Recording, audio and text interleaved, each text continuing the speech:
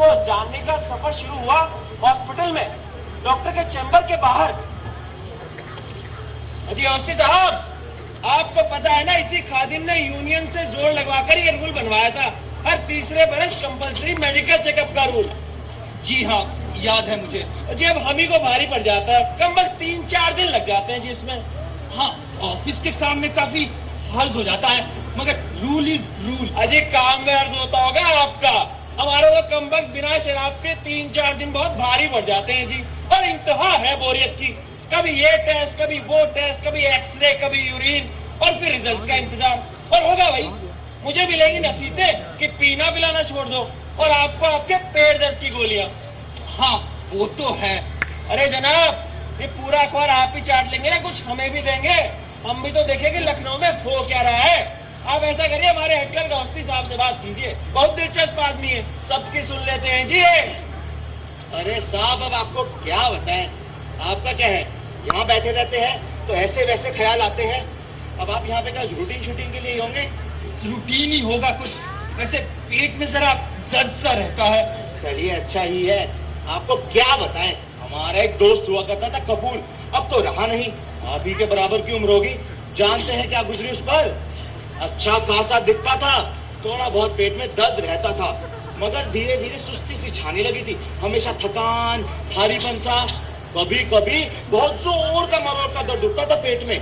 साहब पर क्या बताएं, कब्ज रहता था, भूख भूख लगना तो बंद ही हो गई थी, जबरदस्ती कुछ खा लो तो डिसेंट्री।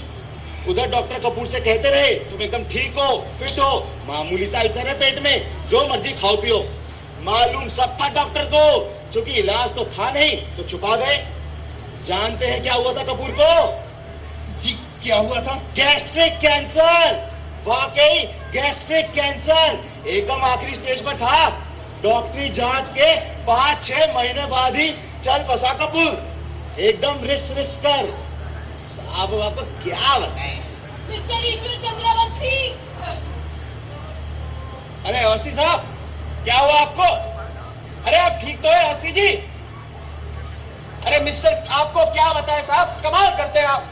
मैंने आपसे कहा था कि अवस्थी साहब हमारे हेड क्लर्क है, वहम करना उनकी ऑफिशियल ड्यूटी है, मगर आप भी कमाल करते हैं। और ये आपका अखबार आप ही की तरह बिल्कुल बकवास, कोई खबर नहीं है।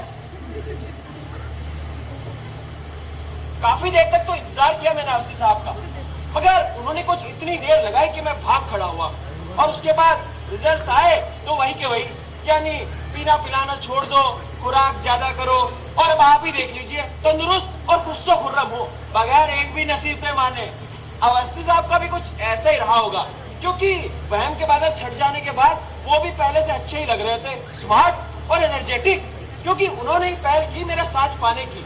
उनकी प्रॉब्लम शायद थी ही अकेलापन, क्योंकि मुझ जैसे इमोरल आदमी में, जो कि शराबी, कबाबी और एक नंबर का औरत खोर है, उन्हें वो दोस्त नजर आने लगा जिससे वो अपने दिल की बात कह सके, इस भरोसे के साथ कि वो सिर्फ मुझ तक रहेगी। हुआ यूं कि अस्पताल के वाकई के 3-4 दिन बाद एक दिन अचानक शाम को याद आया कि आज तो ड्राई डे और जेब भी खाली थी।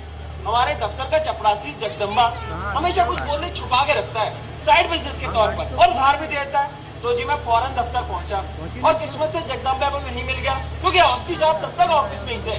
मैंने फौरन जगदम्बा से बोतलें ली और सोचा कि चलते चलो अवस्थी साहब से मुलाकात कर ली जाए। मैं अवस्थी साहब के पास पहुंचा तो वो चुपचाप गुमसुम छत की ओर ताक रहे थे।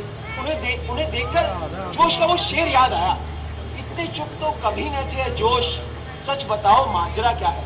मगर कुछ जमा नहीं, क्योंकि चुप तो वो हमेशा ही रहते थे, बल्कि उस दिन तो पहली बार इतना बोले। तो साहब मैं अंदर गया। अजय अवस्थी साहब, आप अभी तक यही इस मामला जगह घर नहीं जा रहे? आप घर जा रहे हैं क्या? अजय हम खाना खराब हो गए, घर क्या होते हैं, मकान या कोठरिया होती है जहाँ जाके बस सो जाते हैं, अगर कहीं किसी नाली में बेहोश न पड़े हो तो।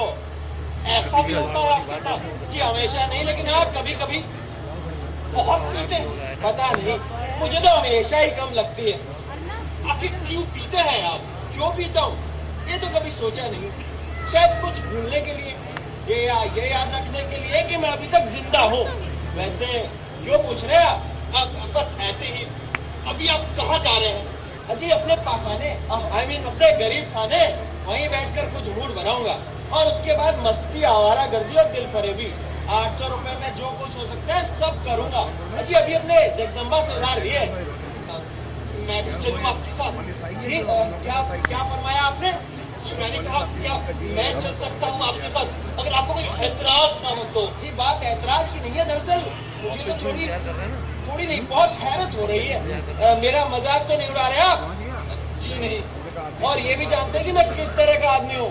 अगर आप बच्चे होते तो आपकी माँ मेरे साथ खेलने में नहीं देती आपको। जानता हूँ। तो ठीक है चलिए। हाँ मगर आवागी का एक रूल है, सवारियां अपने सामान की खुद जिम्मेदार। ठीक है चलिए। पहले तो मैंने सोचा कि बुजुर्गवार बोर करेंगे, उनकी कंजूसी तो शायद झेल भी ली जाए, मगर कई नसीहतें देने लगे तो सारा नशा ही उतर जाएगा।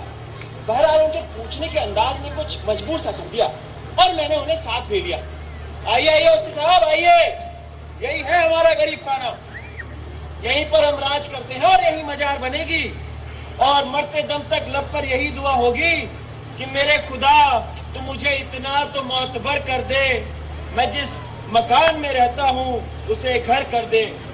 जरा इधर उधर नजरें दौड़ाइए उस्ती जी, कुछ नहीं मिलेगा आपको। अगर गालिब ने शेर पहले ने कह दिया होता तो मेरे दीवान में होता। कोई वीरानी सी वीरानी है, दश्त को देखकर घर याद आया। कैसा लगा आपको? जी मुझे तो कभी शौक नहीं रहा शेरो शायरी का। ओहो, ये तो बड़े दुख की बात है। देखिए अवस्थी जी, दरअसल ये शौक अगर बचपन से लगे तभी रास आते हैं। चलिए खैर बिस्मिल्लाह कीजिए, लीजिए लीजिए। Cheers, cheers to life.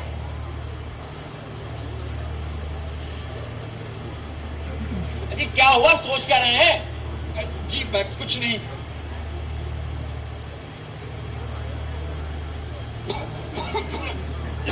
ज्यादा स्ट्रांग हो गया, सोडे से लेने की आदत है आपको? आदत? आज तो मैं पहली बार पी रहा हूँ खरे साहब। पहली बार? अजी कमाल करते हैं अवस्थी जी आप।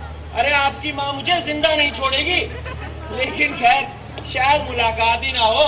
वो होंगी स्वर्ग में और मैं होऊंगा नर्क में। लेकिन पहले बता देते तो पूजा पाठ करके बकायदा शुरुआत करते। अरे मैं आपको गंडा वंडा बांधता जैसे नृत्य और संगीत के उस्ताद बांधते हैं अपने शागिर्दों को। खैर लीजिए लीजिए, cheers, cheers to your lost virginity. एक बात पूछो अवस्थी जी? पूछिए। तकरीबन वही सवाल दोहरा रहा हूँ जो आपने मुझसे किया था। आज अचानक उम्र के इस पड़ाव पे आपने ये शराब पीने का फैसला क्यों किया? इसलिए क्योंकि पहले कभी पी नहीं, देखना चाहता था कैसी होती है। हालांकि मेरे लिए जहर है ये। फिर क्यों पी रहे? अभी जिंदा हूं ना, इसलिए पी सकता। मरने के बाद तो जहर नहीं चख सकता ना।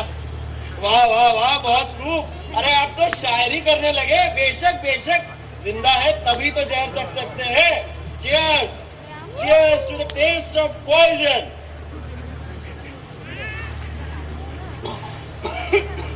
अरे आप ऐसे ना पिए, साथ में कुछ लेते रहे। नमकीन लीजिए थोड़ी, फिर ठसका नहीं लगेगा। लीजिए।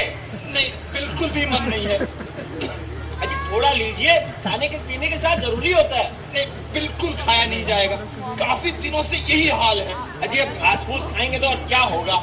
ये चिकन लीजिए, खा लेते हैं ना नॉनवेज? नहीं, कभी नहीं खाया नॉनवेज। तो फिर रहने दीजिए, मगर थोड़ा कुछ जरूर लीजिए।